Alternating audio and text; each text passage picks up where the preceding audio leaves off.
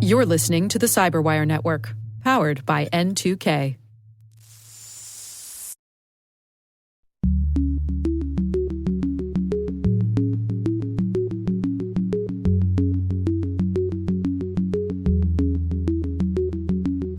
The jihadi groups have moved to smaller scale attacks or simply inspired attacks, where they use social media or other kinds of communications to induce people to carry out an attack with a gun or an automobile or a homemade bomb.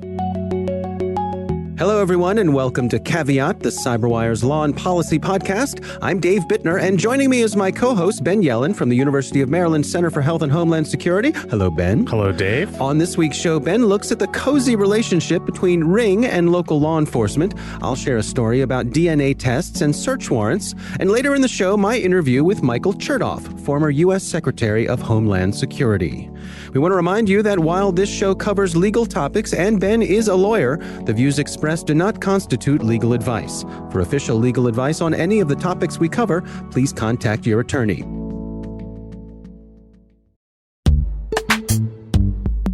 This episode is brought to you by Palo Alto Networks, the leader in cybersecurity. As AI-driven attacks increase, organizations can't afford to have network security that's stuck in the past.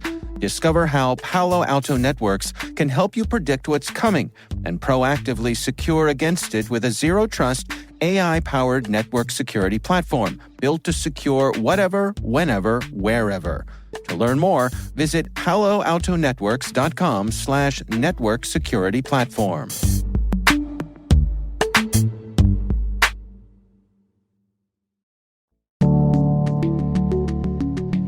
Ben, why don't you start things off for us this week? Sure. So there have been a series of articles on the website Gizmodo relating to Amazon's Ring technology, which is that security camera smart device that you post on the front of your house. Mm-hmm. It can surveil your neighbors while they walk by. Well, that's one use for it. That's one use of it. Obviously, it has very legitimate law enforcement and personal security purposes. Right. First and foremost, if I want to know who's at my door when they literally ring the doorbell. There's the name. There's the name. That's where it comes from. Yep. So the series of articles has talked about the evolving relationship between Ring, which is now owned by Amazon, as it has been for the past year, and local law enforcement departments. The article that piqued my interest was about how Ring had provided the police in a Florida jurisdiction with statistics about the users who said no to various law enforcement requests. So there's this app called Neighbors. It's completely voluntary. If you own a Ring device, you download the app and you can voluntarily help police solve crimes by sharing your Ring surveillance video. Yep. And what Ring had done is give information, or this is at least what's alleged in the article, they gave information to local law enforcement as to whether users had responded for Ring's request to submit that data.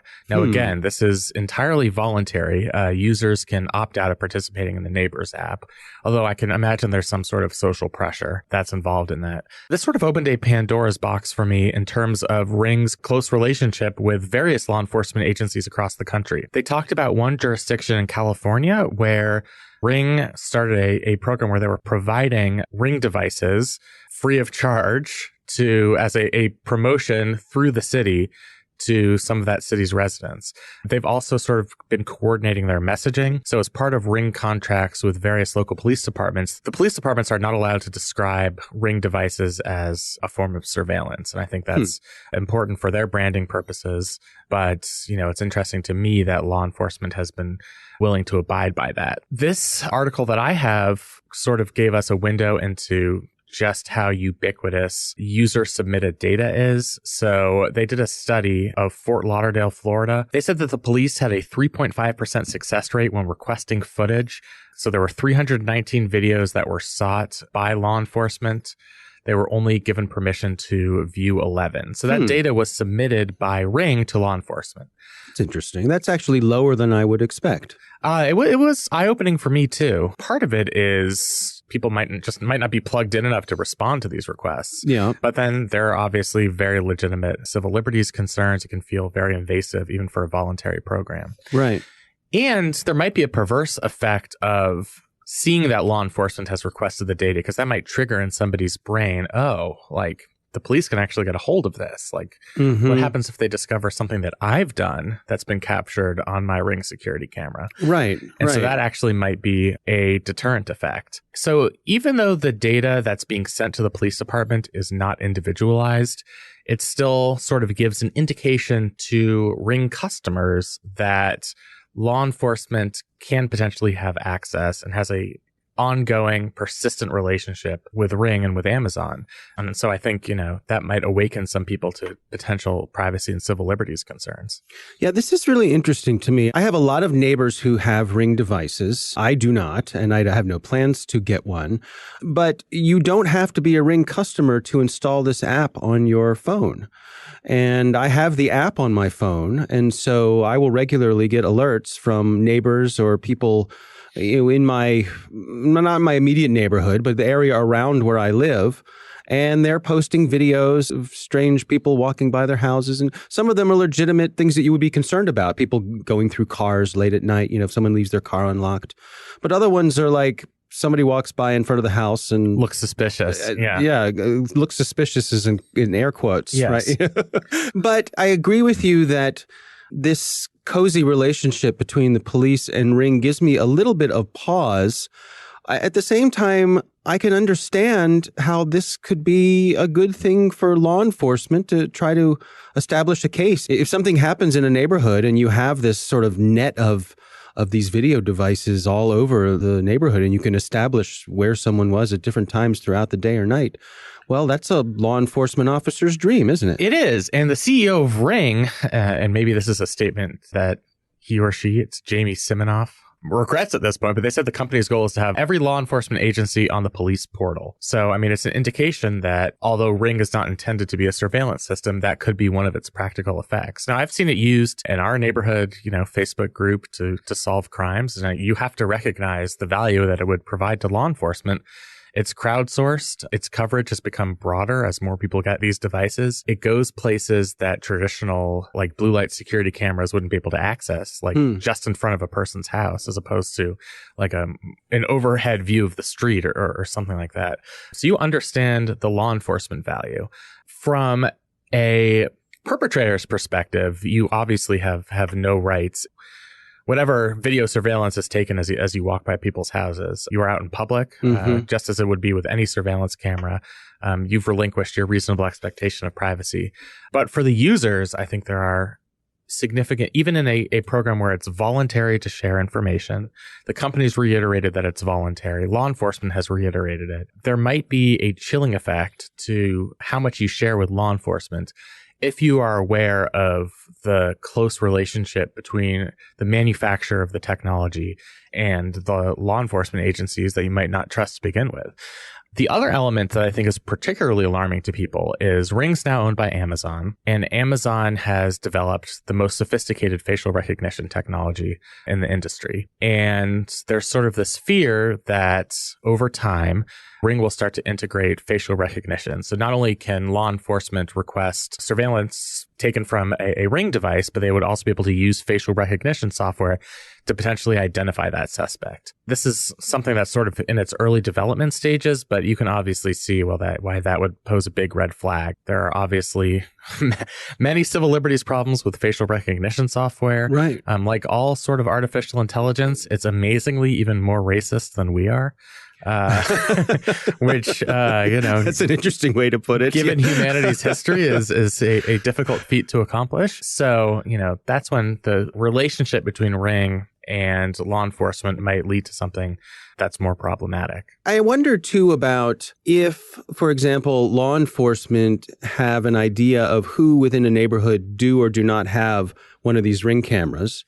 And that could be as easy as walking the neighborhood and looking at everybody's front doors because they have a distinctive look to them. Sure. So that would be the harder way to do it. The easy way to do it, which is what a lot of cities have done, has been to set up sort of Ring discount program. So sign up, give us your name and address. We'll give you a discount on this Ring device. But then are you obligated to share your footage in exchange for the discount? So you're not obligated to share your footage, but then they know who has Ring devices. I see. So they would know who to contact, and they have, you're on the proverbial list. Right. And I just imagine a police officer knocking on my front door and saying, hey, we're trying to solve a crime and we really need your help here. That could be a hard request to turn down, even if you were someone who, generally is not interested in sharing your information with the police. A one-on-one request like that, I could feel like they have influence on me to turn over that footage. Absolutely. It's always a very fine line between what's voluntary and what's being compelled.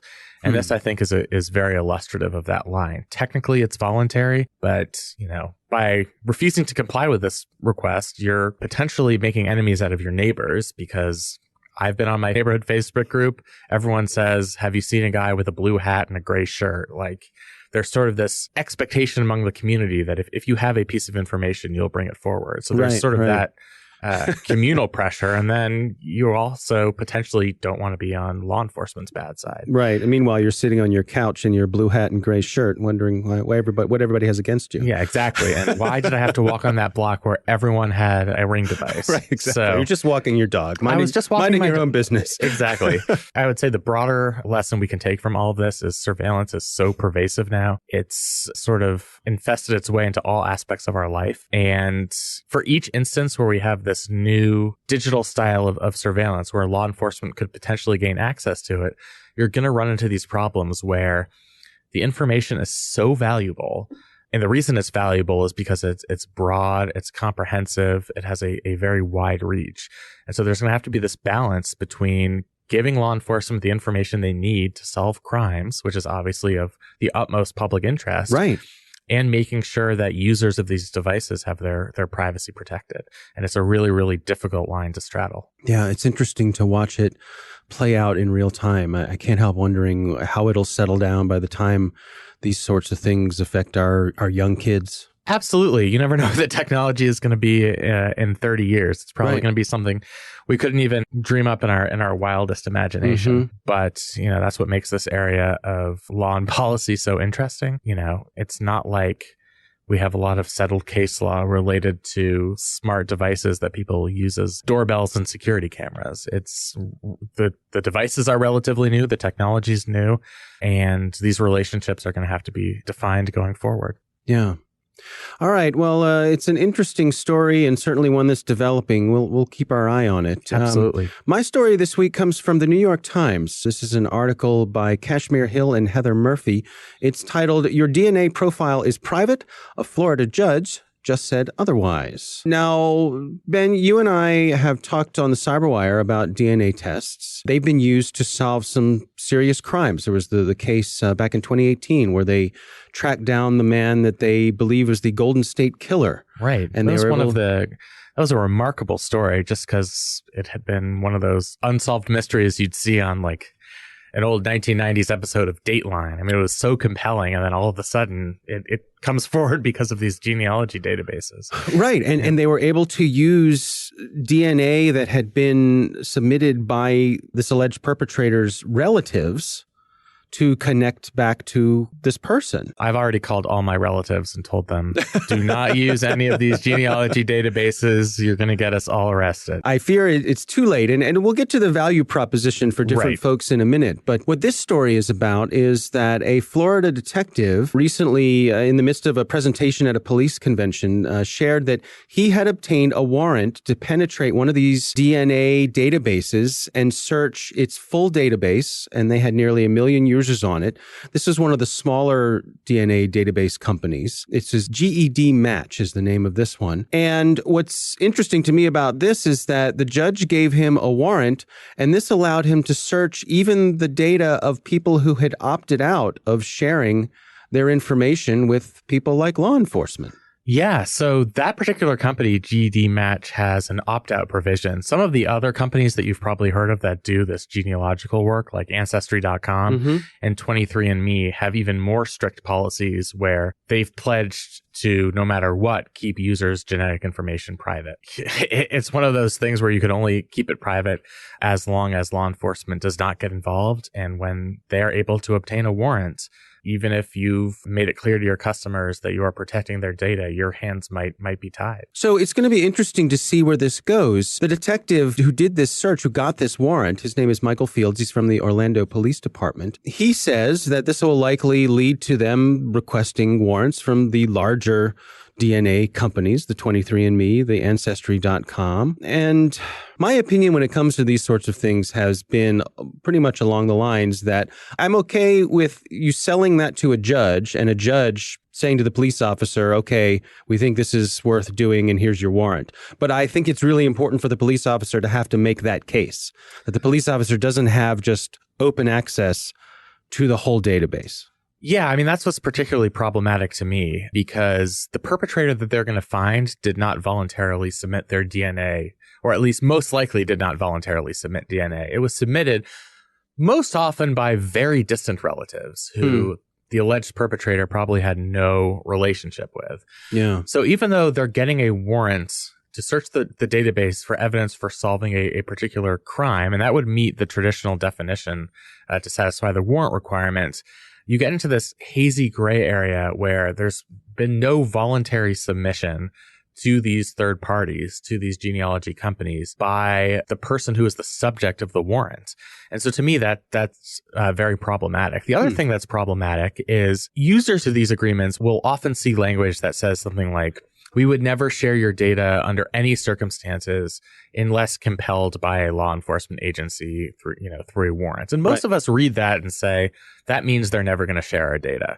Now we have this one case where the police did the legwork. They were able to secure the warrant, although we don't know exactly what went into that warrant application. And, so there might now be an increased awareness that just because they say they are going to protect your data, once the police come with a warrant, there's very little they can do as companies to stop it. Mm-hmm. And it'll affect their reputation in terms of protecting personal privacy, and that will probably end up affecting their bottom line. Yeah. And, that's a really interesting point, because after this story broke, I saw a lot of people, particularly information security people on Twitter and other places saying, hey, everybody, just a reminder, please don't submit your DNA to these databases, because these are the things that can happen.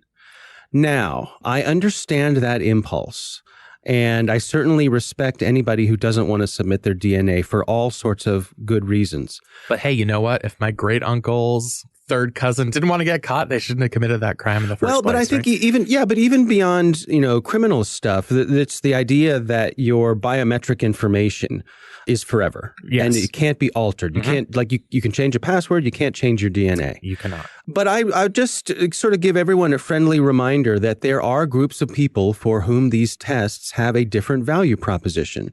I have family members who are adopted and have found family through these things that they otherwise would not have found. And so that's interesting. I mean, one of the things I was going to say is that mostly in third-party records cases, you're dealing with something where the user doesn't really have meaningful choice. So, we've talked about call detail records. Like, in modern society, we generally don't have any agency as to whether we use a telephone. We have to for modern communications. Right. In order to carry on modern life, we have to use some sort of financial services. So we're going to generate bank records. What I was potentially going to say is, at least for most people, submitting your saliva for DNA testing sounds like something you would do out of curiosity. It's not something that would be a necessity. But what you bring up, I think, is a very valid point. Even if 99% of people who submitted their saliva for a DNA test were just curious about their genealogy, wanted to know, what percentage Irish they are, what percentage Eastern European they are. Right. You're going to get those cases where it's for something more meaningful. And so I think that's something that we really have to keep in mind as people who are trying to balance these privacy concerns. Yeah.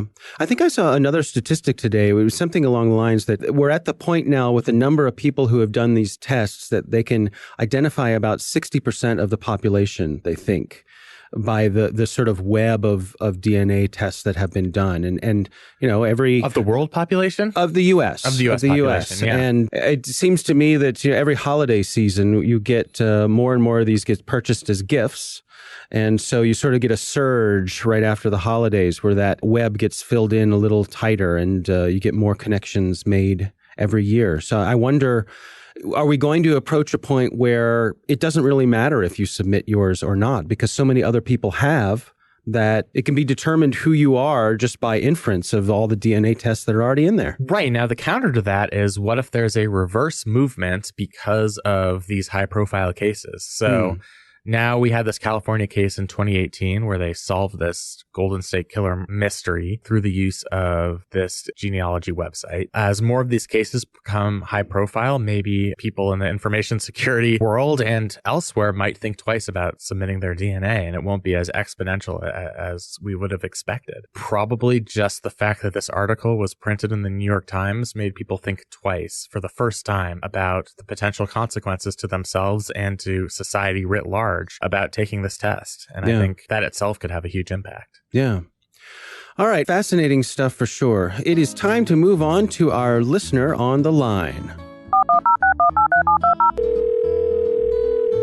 This week, we've got a listener who calls in with a question about email and being a small business owner. Here's the call. Hi guys, this is Jessica calling from Denver, Colorado. I'm a small business owner and I'm wondering what my liabilities are when it comes to deleting or saving emails. Am I better off deleting messages that I no longer need, or should I keep them as documentation of exchanges with customers and clients? Can I get in any legal trouble for deleting these emails?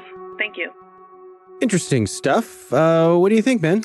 So it depends on it's a great question. It certainly depends on the content of the emails. If it's one of those, hey, just want to get your attention about this meeting we're having next week, I think in the vast majority of circumstances, there will be no consequences for deleting those emails. Where it starts to get more complicated is if emails contain certain records that are protected under federal law. So emails pertaining to business and financial records fall under a variety of federal statutes that require retention for a certain period, and that'll depend on those type of financial records. There's something like the Income Tax Assessment Act. So anything relating to tax records, for example, has to be retained for 5 years. Something like employee records. So even like the initial communications between an employer and a potential employee, all of those probably have to be maintained under either federal law or contractual agreements between the employer and the employee. Or if the employee is a member of organized labor, a member of a union, that might be a contractual obligation. Anything relating to like corporate records, that's obviously going to need to be retained for tax purposes and for legal liability purposes.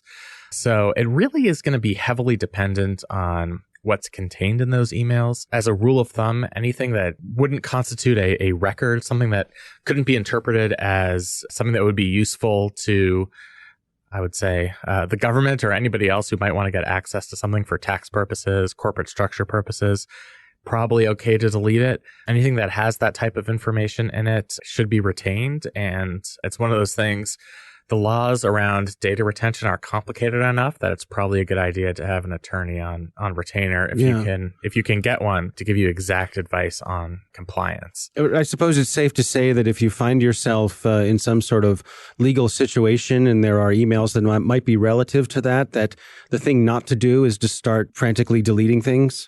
Yes. It's always, I mean, I would say do not delete mindlessly, because it's always better to have those records, especially, if you are subject to an IRS audit. Right. And there's going to be some evidence contained in those emails. Your life is going to be extremely unnecessarily difficult if you just decided to purge emails for no reason. Right. And they could hold that against, I mean, in terms of getting in trouble, I suppose some people could say that the very fact that you started frantically deleting things points to the fact that you had something to hide. Yeah, certainly in a civil proceeding, that could be an inference that you might have something to hide. Right. And that would probably reflect poorly on you. Okay. But your everyday communications, your communications with staff, like communications on things that are non-essential to the operating functions of your small business. Right, so like, right. Hey, I'm getting lunch. Anybody want anything? Exactly. Like there aren't going to be federal data retention policies on things like that. All right. So it's all about paying attention to the content of the email, which would be the determining factor as to whether you should make a priority to retain it. All right. It's complicated. It is complicated. I'd say when in doubt, don't delete it.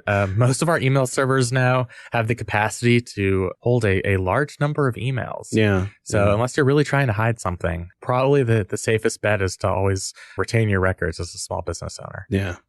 All right. Well, again, thanks to our listener for sending that in. We would love to hear from you. If you have a question for us, you can call and leave your question at 410-618-3720. That's 410-618-3720. You can also email us an audio file of your question. Just give us your name, where you're calling in from, and your question, and we may answer it on the air. Coming up next, we've got my interview with former U.S. Secretary of Homeland Security, Michael Chertoff.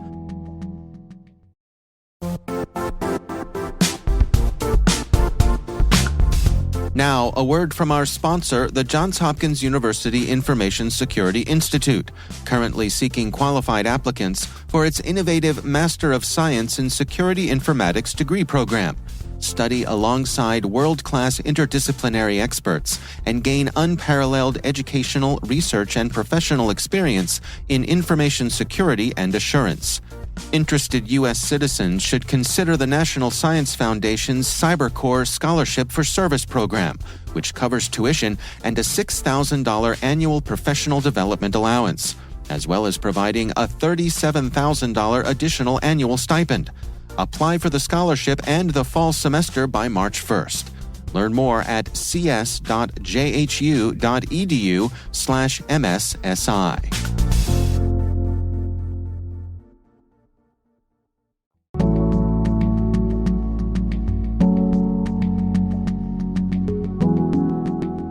And we are back. Ben, I recently had the pleasure of speaking with Michael Chertoff.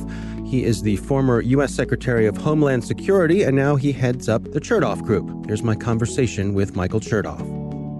As Secretary of Homeland Security, you had a unique perspective on the terrorist threats that our nation faced. How do you think those threats have evolved in the time since you left office? We still have, of course, violent jihadi groups that want to carry out and do carry out terrorist attacks. We've done, I think, a good job of preventing large-scale attacks, and particularly attacks launched by having people come from around the world into the U.S. as part of a big plan. That's not to say that we're out of the woods yet on that, but I think we've done a fair bit to reduce the risk. As a consequence of that, the jihadi groups have moved to smaller-scale attacks or simply inspired attacks, where they use social media or other kinds of communications to induce people to carry out an attack with a gun or an automobile or a homemade bomb. Those are harder to stop.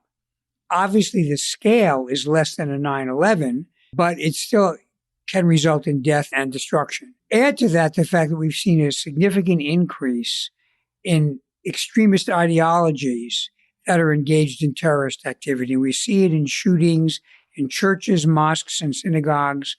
Again, a lot of this has been promoted over the internet with recruiting and inspiration. And again, very difficult to prevent because often the people involved are not dealing with a lot of others. They simply have an online relationship with somebody, or they're inspired by a video on YouTube, and then they go off and carry out an attack. And we saw that, for example, in New Zealand, or we saw it at the synagogue in Pittsburgh. And this is, I think, an increasing problem. What about the efforts we've seen when it comes to influence operations? I mean, obviously we had the interference with the 2016 elections. We see reports that the bots and the folks who are looking to have those sorts of influences are spinning up again for the next round of elections. Were those kinds of things on your radar when you were Homeland Security Secretary? Well, actually, when I was there, which was 2005 to 2009, we weren't really dealing with disinformation at the scale of what we have now. If you go back 50 years or 75 years, the Soviet Union engaged in disinformation, what they used to call active measures. But that was, of course, in the pre-internet era, and it was kind of clumsy and almost laughable in many respects. Although sometimes in some parts of the world, they were quite successful. What we've seen, though, since I left government is a significant increase in these operations, partly reflecting increased tension between the West and Russia, partly a result of the 2014 Ukraine Maidan revolution, which then led to the occupation of Crimea and the escalation of conflict between Russia and Ukraine, and partly dealing with the explosion of social media, which has created more opportunities for targeted, sophisticated information operations designed to create dissension, confusion, and distrust. Where do you come down on the social media platforms? What sort of insights do you have when it comes to things like content moderation and the control of bots? Well, I think, first of all, that platforms ought to be working hard to control botnets that are used to manipulate search engines or manipulate whether something is popular or not, because those are just efforts at deception. And frankly, they even undercut the interest of the social media platforms themselves. Content moderation is a more complicated issue because we do have free speech. It's an important value. And with the exception of some very narrow categories, our general approach is to say, look, the answer to falsehood is truth. So I think we want to be careful to avoid a regime of censorship with respect to content. But I would say that disclosure of who's actually putting up content, identifying when people are misrepresenting their identity, and dealing with these artificial manipulations are something that the platforms ought to take responsibility to do. Where do you suppose we are when it comes to that balance between security and privacy? I'm thinking about technologies like facial recognition and some of those things that are on the horizon. Facial recognition can be valuable. For example, useful when you try to open up your phone and your face appears and the phone opens up. The question is what happens with the data? And I think increasingly we need to think about the issue of privacy, not just in terms of what gets collected, but how the data is controlled. There may be uses for facial recognition that are perfectly appropriate, but you want to make sure they don't migrate over into something that would be very inappropriate or threatening. You might want to have facial recognition, for example, to get you access into your apartment or into your place of business, but you wouldn't necessarily want that to be transmitted to the government and be used as a way of surveilling what you do out on the street every single minute of the day. So this is about making sure that there is a degree of control over data that's generated so that people aren't put in an all or nothing situation where either they don't participate at all on these internet activities or they wind up basically surrendering their private interests to commercial interests or government. Where do you come down when it comes to the so-called crypto wars, the whole notion of warrant-proof encryption? Well, warrant-proof encryption, what it really means is this, that the entity which receives the warrant doesn't have the key to decrypt the communication. And I understand that that's a heartache for law enforcement because often they'd like to see the content of a conversation. But the only way to make that generally available under current technology would be to weaken the encryption itself or to create a backdoor or some kind of duplicate key. And the problem is that would be a weakness, not just limited to people who are engaged in bad activities. It would be for everybody. And so if you wound up with the duplicate key getting stolen or the weakness getting discovered, all of a sudden all your encrypted data would now be available to criminals or foreign adversaries. And I think the security downside of that exceeds the upside of being able to decrypt a particular conversation.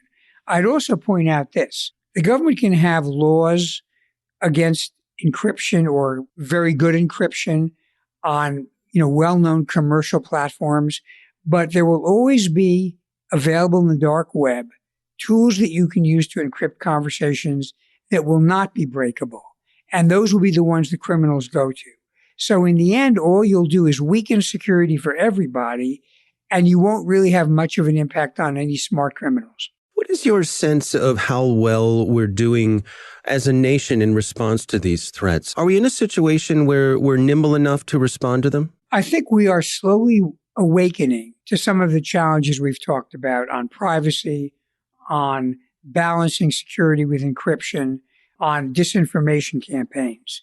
So you're beginning to see legislation being passed in some of the states. Congress is beginning to propose things. But I will acknowledge that we've been somewhat slow off the mark. And it took a pretty dramatic set of events, like, for example, what happened in the 2016 election, for people to wake up and say, we better get on top of this problem. All right, Ben, what do you think of that? Well, first, major thanks to the Secretary for coming on our humble podcast. It's very nice of him to make the time for us. Absolutely. He is obviously someone with a distinguished career, and I'm really glad that he was able to join us. A couple of things stuck out to me. The first is how he talked about the evolution of terrorist groups from the type of large-scale attacks we had 9/11, post 9/11. They were perpetrated by groups with a very top-heavy structure, and instructions were given sort of in a hierarchical manner, to now these smaller-scale attacks where people are using social media or other types of communications to induce people who are susceptible to being influenced, to commit smaller-scale attacks, so mass shootings, knife fights, etc. What's interesting about that is a lot of our counterterrorism tools were developed to counter the threats that existed after 9/11, particularly some of the surveillance tools. When we've talked about call detail records, that was really important when we wanted to do call chaining to figure out who was talking to whom, because we wanted to figure out whether there was a connection between a relatively low-level person and the senior leadership of Al-Qaeda. That's going to be very valuable information in that context. Right. But now, those connections are less important, where it only takes, one encrypted communication, one YouTube video to inspire extremism across the globe. Mm-hmm. So I think it's going to, and I think he spoke well to this, it's going to take a while for our legal regimes to adapt to the new reality, the new threats that we face in the present day. What about his take on the crypto wars? I have to say, I think I agree with his perspective. Yeah, I was actually sort of surprised. Generally somebody who's been in the federal government, obviously his service at the Department of Homeland Security predated some of the major crypto war cases we've seen, like Apple's battle with the FBI in the wake of the San Bernardino terrorist attack.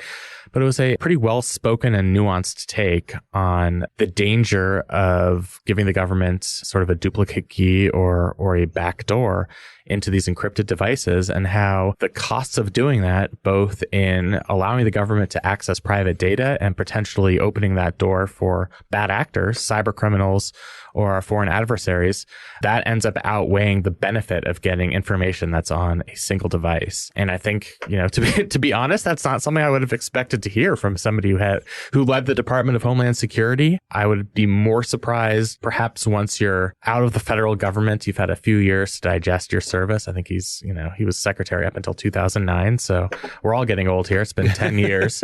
You might have more latitude to sort of take a step back and think about what the broader consequences of these policies are. Because the official position of the Justice Department in both the Obama and Trump administrations has basically been as many backdoors as we can get. We want them. We don't want encryption to prevent us from being able to solve either terrorist threats or garden variety crime. So I thought it was really interesting to hear him have that perspective. I think another point that stuck with me is how we are slowly awakening to a lot of these challenges. I think it did take something like the 2016 election and the Mueller investigation and everything we found out since then to recognize this challenge of disinformation on social media.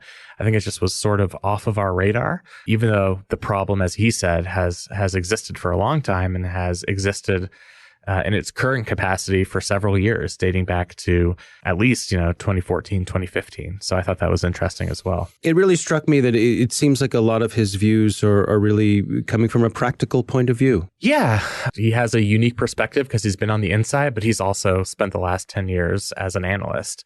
So I think he can come at it from, wearing those two different hats. But I'm cool with whatever he says, as long as he says it on our podcast. But I was particularly pleased to hear that he had more civil liberties friendly takes than perhaps I would have anticipated. Right. So I think it's sort of eye-opening. And, the broader lesson here is that I think there's more widespread recognition that cuts across political ideologies of the evolution of threats against us. We are no longer dealing with the threats that existed in the post 9/11 world, even though, technically we still have the authorization for the use of military force in Afghanistan. Technically, the Patriot Act is still in effect.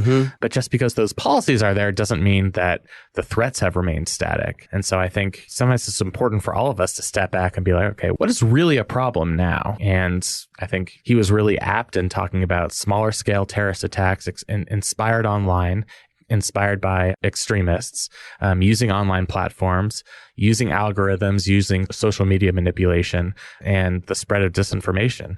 And this is the kind of stuff that keeps me up at night. Yeah. That and my baby, but those two things, the things that keep me up at night. Right. Well, again, we want to thank former U.S. Secretary of Homeland Security Michael Chertoff for joining us.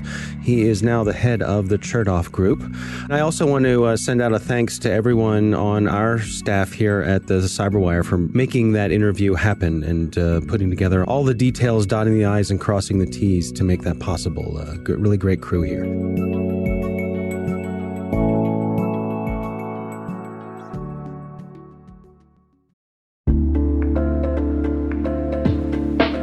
And now, a word from our sponsor, SpyCloud, the cybercrime analytics leader. SpyCloud disrupts cybercrime by telling you what criminals know about your business and your customers, so you can take action to prevent ransomware, session hijacking, account takeover, and online fraud. SpyCloud constantly recaptures and analyzes new data from the criminal underground, including credentials, session cookies, and PII siphoned from malware-infected devices. With knowledge of the specific exposed data criminals have in hand from InfoStealer malware on managed and unmanaged devices, security teams can respond with a more efficient and effective process called post-infection remediation that fits seamlessly into existing incident response frameworks. Get SpyCloud's post-infection remediation guide outlining the 7 steps for preventing a malware infection from becoming a full-blown ransomware incident. Visit spycloud.com/cyberwire. That's spycloud.com/cyberwire. And we thank SpyCloud for sponsoring our show.